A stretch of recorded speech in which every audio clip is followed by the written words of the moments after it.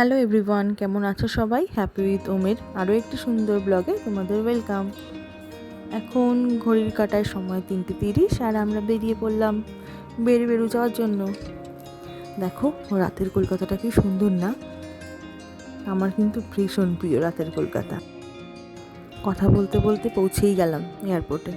ও তোমাদের বলাই হয়নি আমরা কোথায় যাচ্ছি। আমরা যাচ্ছি কুর্গ। এখন এখান থেকে যাব ব্যাঙ্গালোর থেকে রাতের বাসের টিকিট কাটা রয়েছে, বাসে করে যাব কুর্গ।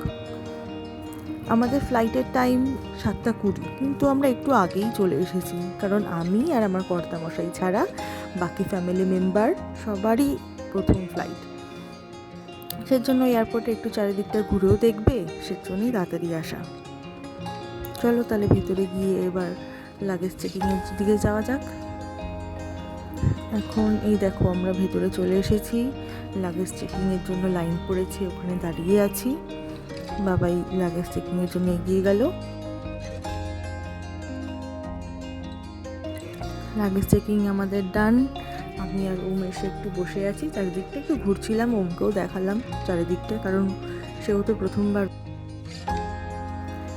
আর ওই দেখো দূরে মা, বাবাই আর বাকি ফ্যামিলি মেম্বাররা আসছে।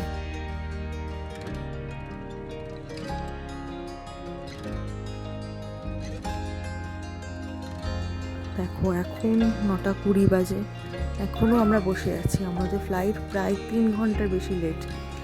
এখন শুধু অপেক্ষা আর অপেক্ষা। দেখো সবাই বসে রয়েছে ওয়েটিংয়ে। ওম তো আর বসতেই চাইছে না, তাই মনার সাথে বকবক করছে।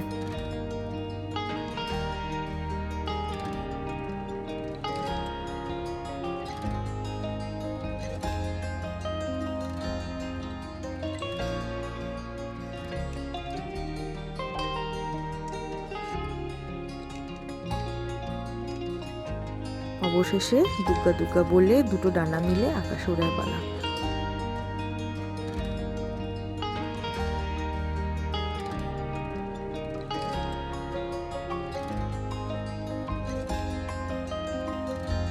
দেখো কি সুন্দর লাগছে না উপর থেকে নিচে শহরটা দেখতে। এখন আমি আর ওম দুজন মিলে আমাদের বাড়িটা খুঁজছি, ওপর থেকে দেখা যায় কিনা, কারণ বকবক না করলে তাকে তো এক জায়গায় বসিয়েই রাখা যাবে না।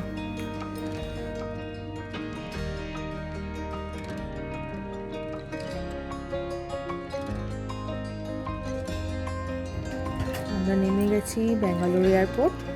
এখন আমাদের লাগেজ কালেক্ট করাও হয়ে গেছে, এই বেরোচ্ছি। ক্যাব বুক করা রয়েছে।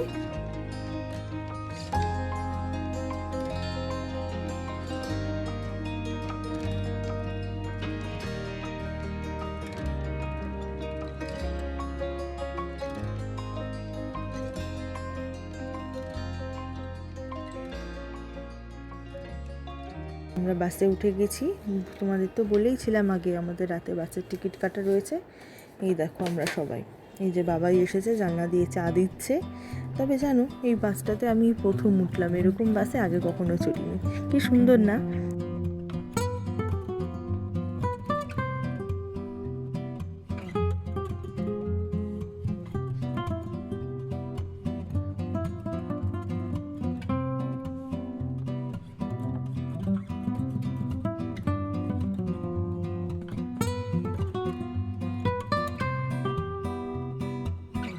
সবাই মিলে একসাথে বসে রয়েছি, আমি, মনা, অর্ক, আমার কর্তামশাই আর ও। একসাথে বসে দারুণ আড্ডা হলো। দেখো রাতের বেলা কি সুন্দর লাগছে না জায়গাটা?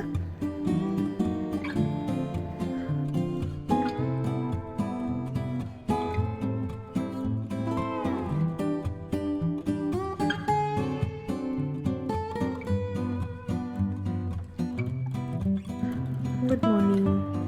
কালকে রাতের বেলা আমরা কুর্গ এসে পৌঁছেছি, তখন প্রায় ভোর 4টে মতো বাজে। এসে সবাই ভীষণ ক্লান্ত ছিলাম, ঘুমিয়েই পড়েছি। এখন 9টা মতো বাজে, আমরা ঘুম থেকে উঠেছি। আর যেই না ওম দেখেছে বাইরে একটা দোলনা ঝুলছে, তখনই চলো মাম্মা দোলনা চড়বো। ব্যাস যেমনি কথা তেমন কাজ, তাকে নিয়ে চলে আসলাম। সে এখন এই দেখো দোলনা চড়ছে, আর আমি একটু চারিদিকটা দেখছি। দেখো কি সুন্দর না চারিদিকটা, কত ফুল আর ফুল চারিদিকে। তাহলে চলো এবার গিয়ে ফ্রেশ হয়ে রেডি হওয়া যাক। তাহলে দেখা হবে আরেকটা নতুন সুন্দর ব্লগের সাথে। ততক্ষণের জন্য ভালো থাকবে, সুস্থ থাকবে।